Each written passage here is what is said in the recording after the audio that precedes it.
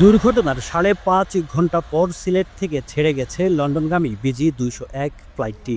বুধবার বিকেল ৪টা ১০ মিনিটের সময় বিকল্প উড়োজাহাজে করে ২৬২ জন যাত্রী নিয়ে ফ্লাইটটি নির্ধারিত গন্তব্যের উদ্দেশ্যে সিলেট ছেড়ে যায়।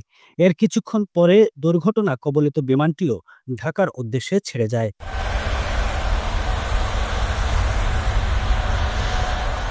বিমানবন্দর কর্তৃপক্ষ জানায়, দুর্ঘটনায় তেমন কোনো ক্ষয়ক্ষতি না হলেও লন্ডনের ফ্লাইটটি দীর্ঘ হওয়ায় বিমানটিকে পর্যবেক্ষণ করা হবে।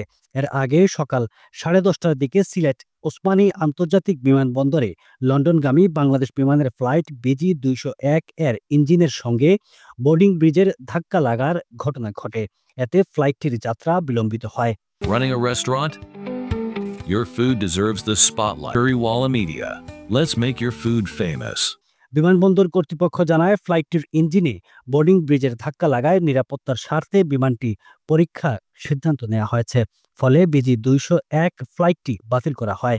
বিকল্প হিসেবে ঢাকা থেকে আরেকটি উড়োজাহাজ এনে দুপুরে 2:30টার দিকে যাত্রীদের সেই ফ্লাইটে লন্ডনে পাঠানোর কথা থাকলেও শেষ পর্যন্ত বিকেল 4টা 10 মিনিটে সিলেট ছেড়ে যায় ফ্লাইটটি।